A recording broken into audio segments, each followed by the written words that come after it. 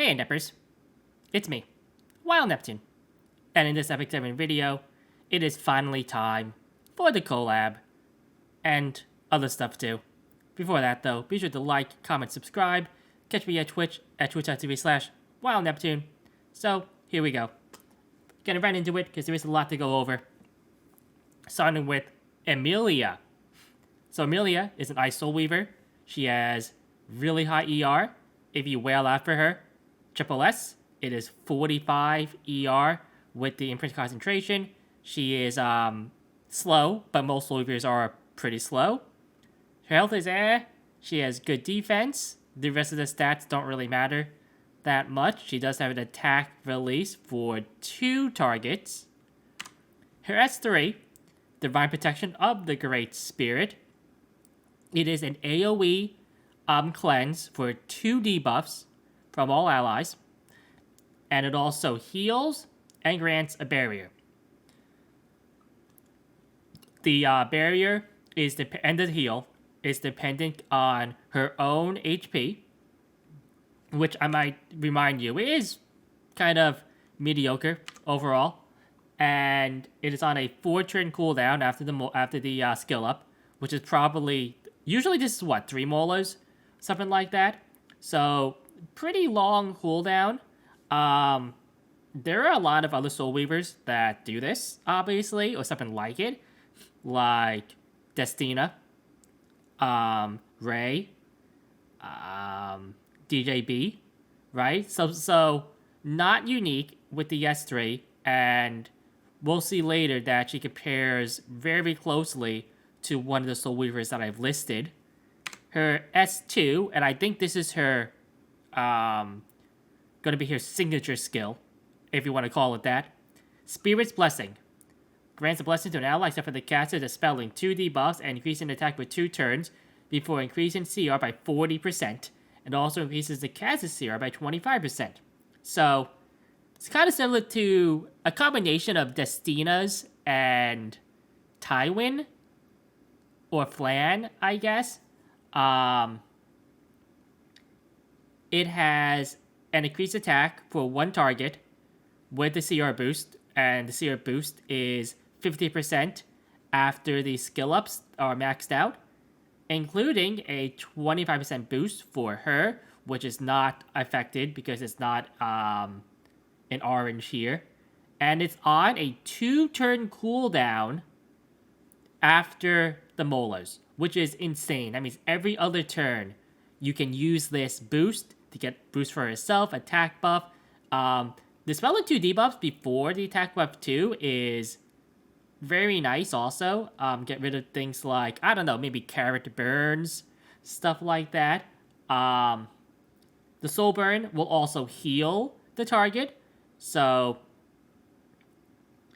she does have the ability to single target heal, albeit at the cost of 10 souls. This has quite a lot of applications, honestly, simply for pushing up targets to maybe finish something off or to get them ahead of the enemy team. It is kind of hard to tell exactly how useful this will be overall, because right now, Destina, who is the most apt comparison, is only really used now as a counter pick or a tech option against certain teams like Fairy Tail, and even then it's kind of uncommon.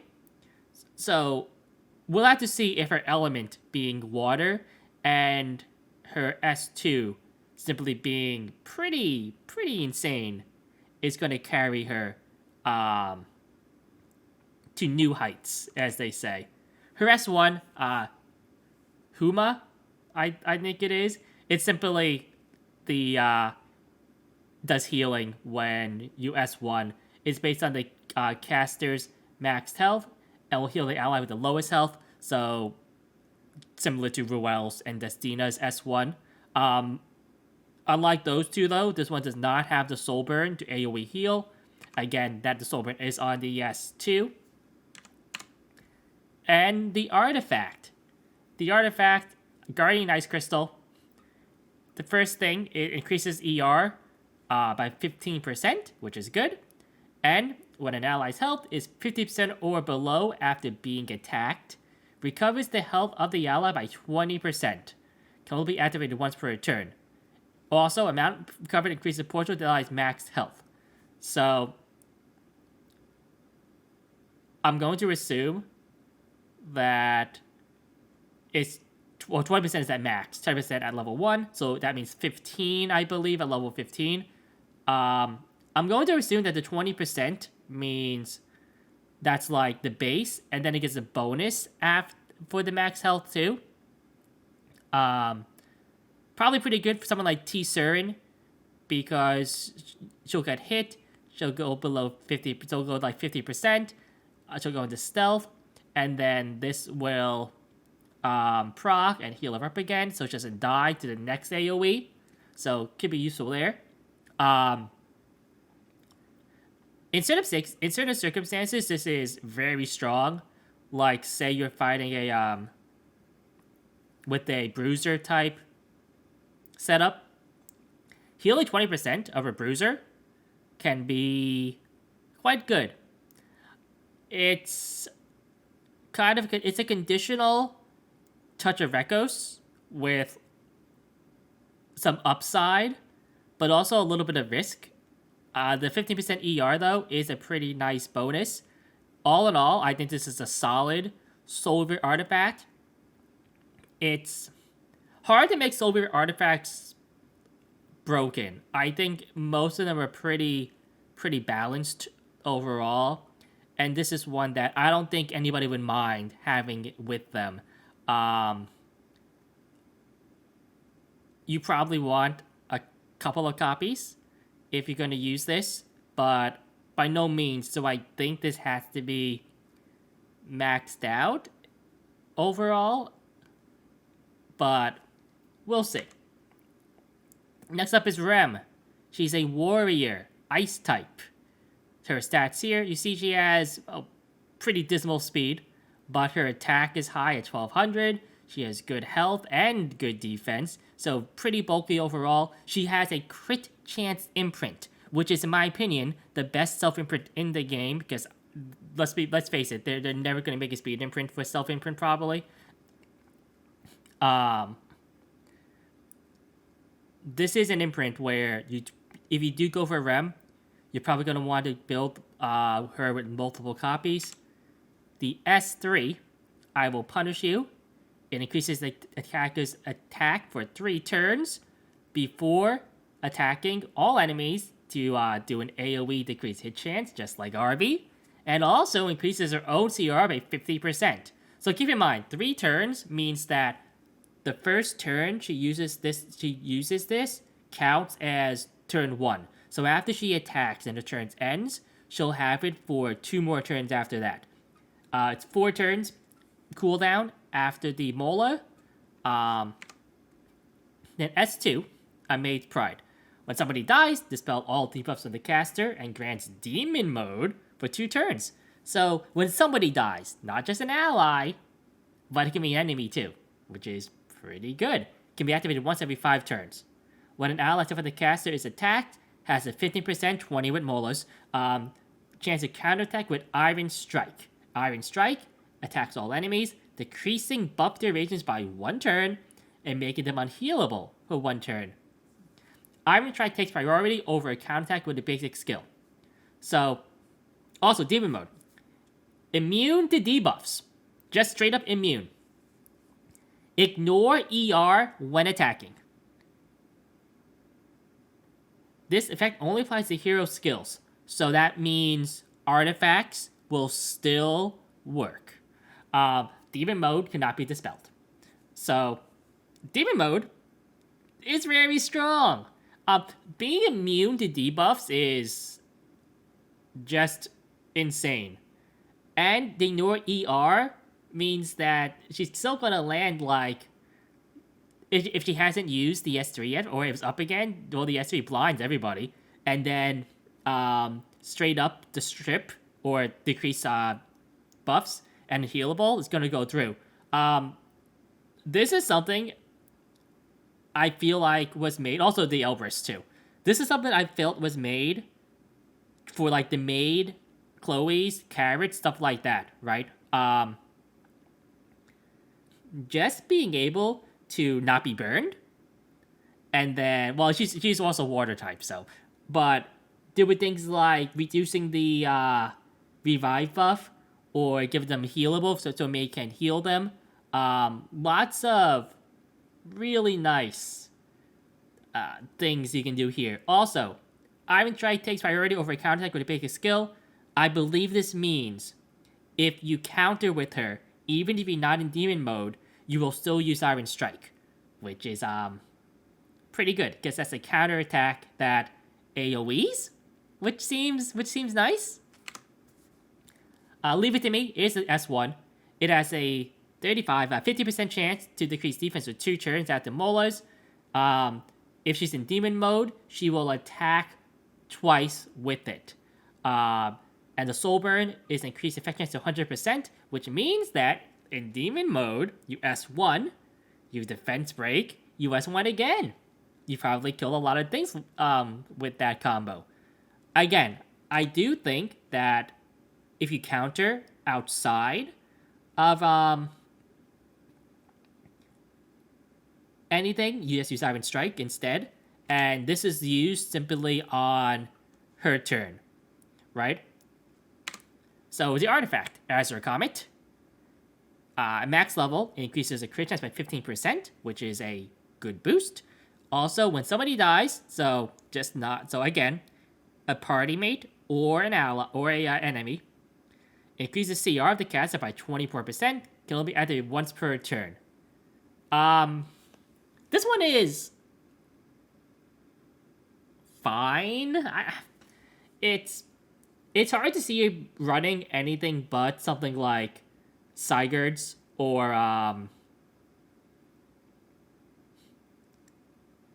really like Sigurds, maybe a Hellcutter or something like that, right? Draco Plate. It's just hard to see when this is gonna really come into play. Given that it feels like she's gonna want to either be running on counter set or lifesteal set overall. So having this with no real bonus sustain or damage outside of the crit chance. I guess technically the CR boost is also pretty will increase your damage, but it also seems like how many times is somebody gonna die, right? And if it gets to a point where the enemy team is dying and this is happening, it's to win more. And if you're dying and this is happening, is it going to be enough to really push you over the top? I don't know about that. Personally, I don't think so. That said, it is a limited artifact, so you probably want one copy if you can get it. But now we go on to Ram. Now, Ram is a free unit. Everybody will get it for free during the login. Also, you can farm her during the side story event, which is 2 weeks long. So here are her stats right here. You see right now, she has crazy high attack, 1556. Also, she has Ludwig level health, but good defense, and pretty high effectiveness too. You can probably guess by this, she's gonna be a PvE unit because she's free. Her S2 increases attack by 30%. Now, I believe this is already displayed in the tooltip, so this is after the 30% boost, and reduces the effect of decreased CR debuffs inflicted on the caster by 80%, so it will be 100 after skill ups. Now, this is one of the weirdest skill hits I see. It's 2 to 3, 3, then 10, right? I don't really understand why it's like this. I don't know why it isn't like, I don't know, 3, 3, 4, 5, 5, right? Does that add up this? I don't know. Actually, no, if that adds up to the same thing. I think it does, right? So I don't know why it's just such like a huge jump to 10% here, but whatever. This is a pretty good passive overall. In the video to show her against the Water Expo, which does have decreased CR. So this will basically counteract that a little bit. Also, Elfury, the S3, it is a single target, decreased defense for 2 turns. It also gives herself Gab. It is on a 4-turn cooldown after the Mola. Although, as a PvE unit, I don't know if you want to Mola her. And then her S1, how boring. It is a single target attack with a 60% chance. Again, it is 75% chance after the Molas, if you want to do that. And if she's buffed, it increases by 25%. Don't forget that the S3 will give her a Gab for 2 turns.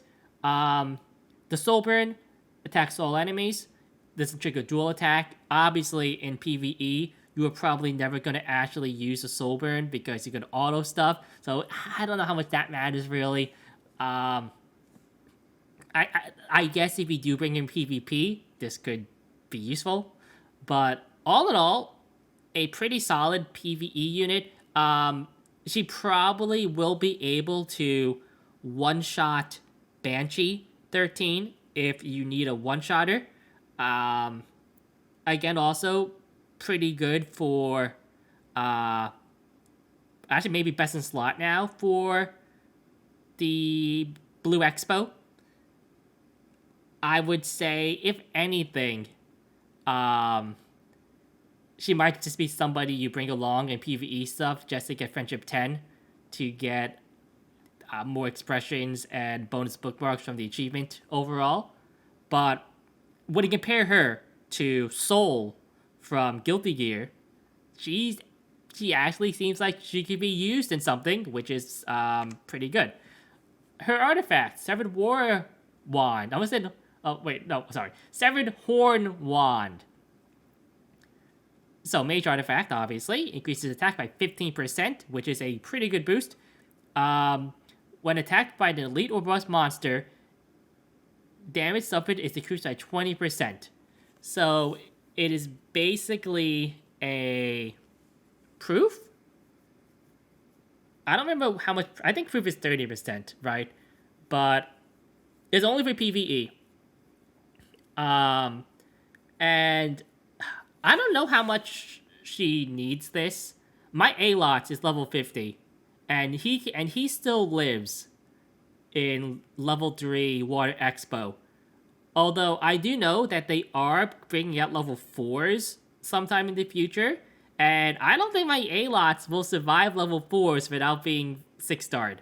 So maybe something like this for a squishy unit like a mage might be needed. Again, this artifact is free, and you will be able to farm all the copies to make it plus 30, well, the ability to be plus 30, in the side story. So, good on them there.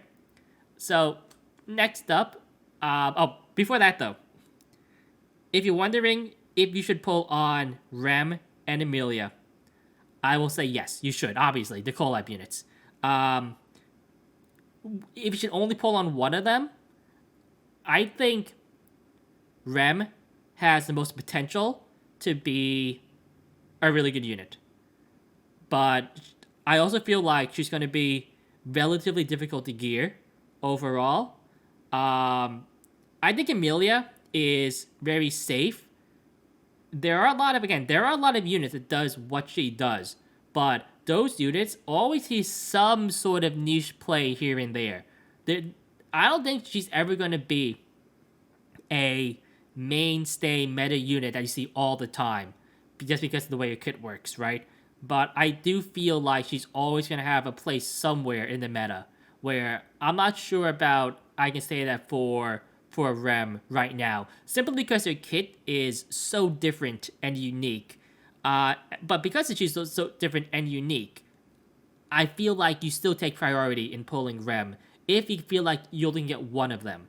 That said, the event is 2 weeks long, so even if you pity one of them, hopefully you can scrounge up enough bookmarks, sky stones, whatever, get into the next one. But that's not all. We have more stuff coming, and that will have to be in another video because this took a lot longer than I wanted it to. Anyway, I'm Wild Neptune. Hope you guys all enjoy the collab coming up very shortly. Nep out.